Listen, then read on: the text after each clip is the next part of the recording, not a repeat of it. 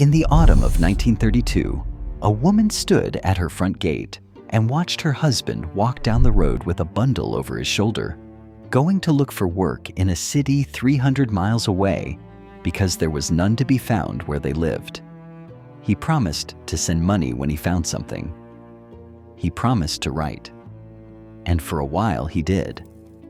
Then the letters came further apart, and then they stopped, and this woman was left alone in a small house with 4 children, no income, and no idea whether the man she loved was coming back, or even still alive.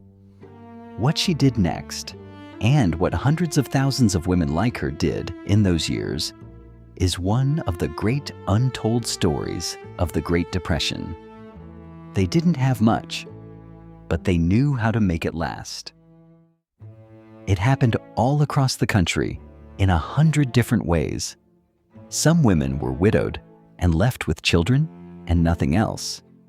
Some, like this one, watched a husband leave to find work and never saw him come home, swallowed up by the roads and the distance and the sheer hopelessness of the search. Some had husbands who were still there in body, but broken by the loss of their work, unable to be the men they had been, so that the weight of the whole household quietly shifted onto the wife's shoulders. However it came to them, an enormous number of women found themselves in those years holding up an entire family alone, and the world they had to do it in was stacked against them at every turn. Because here is the cruel part. In the Great Depression, when work was almost impossible to find for anyone, it was hardest of all for a woman to find. Many employers would not hire a married woman on principle, believing she was taking a job that belonged to some man, and there were even laws and rules in places that barred married women from certain work outright. And when a woman did find work, she was paid a fraction of what a man would earn for the very same labor. So a woman trying to feed 4 children on her own was sent into a world that told her at every door that she should not be there at all, and then paid her too little to live on when she insisted on being there anyway. So she made her own work out of the only thing she had, her hands and her home and her time. She took in other people's laundry and bent over a washboard from before dawn until her knuckles bled.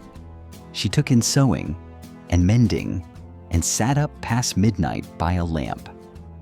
She took in boarders, feeding strangers at her own table to bring a little money into the house. She baked and sold what she baked. She cleaned other people's houses for a few coins, then came home to clean her own. She sold eggs, took in ironing, minded other women's children alongside her own.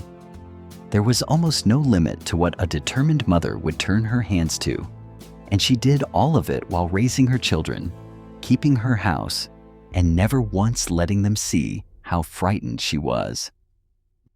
Now, before this story goes on, I want you to stop and truly imagine it, because we say the words too easily.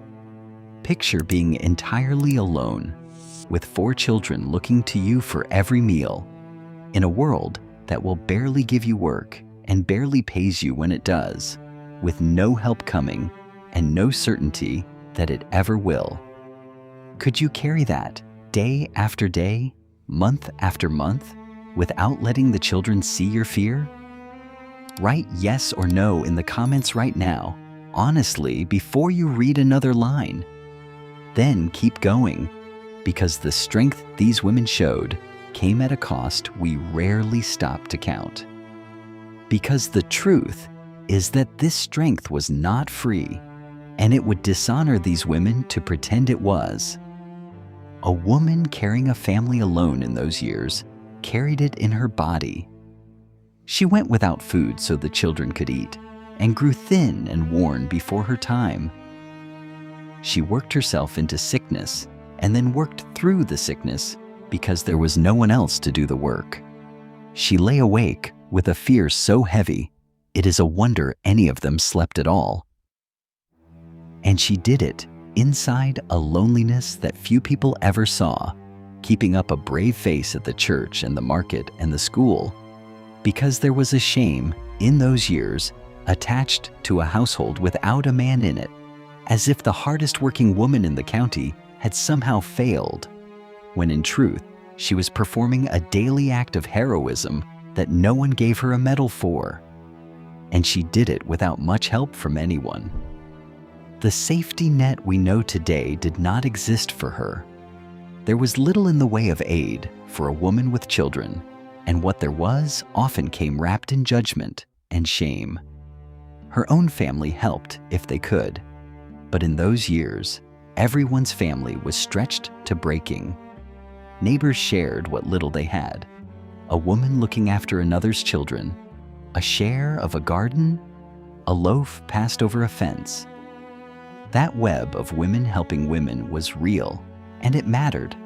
And much of what held these households together was other women in the same situation, reaching across their own empty kitchens to steady one another. But in the end, night after night, the weight came back down onto one woman's shoulders, and she carried it alone. So, what happened to the woman at the gate, whose husband walked down the road in 1932 and whose letters stopped? Her story ended the way so many did, in one of two ways. For some, one day, against all hope, a thin and shamed and exhausted man came back up that same road, having found nothing but unable to stay away any longer, and the family was whole again, poorer but together. And for others, the man never came back at all, and the woman simply went on and raised those 4 children to adulthood entirely on her own, on laundry and sewing and sheer will, and lived to see them grown and safe, and never spoke much about how she had done it. Both of those women were heroes. The country just never quite called them that. And that is what we owe these women now, all these years later. The toughness of that generation that we so admire was, in an enormous number of households, the toughness of a woman holding everything together alone. She was the income, and the cook, and the nurse, and the mender, and the comfort, all at once, in a world that gave her almost nothing to work with and almost no credit for what she managed. There was staggering strength in these women, and there was also exhaustion and fear and loss and a loneliness they mostly bore in silence. We should hold all of it together, and we should say the thing no one said to them at the time. They did enough. They were enough. They were the hard years. They didn't have much, but they knew how to make it last. And that's worth remembering. If a woman in your family held a household together alone in those years, tell me in the comments who she was. It is long past time her name was spoken with the honor it deserves. Subscribe and turn on notifications, because every week we go back inside the hardest years America ever faced and the quiet courage of the people who lived through them.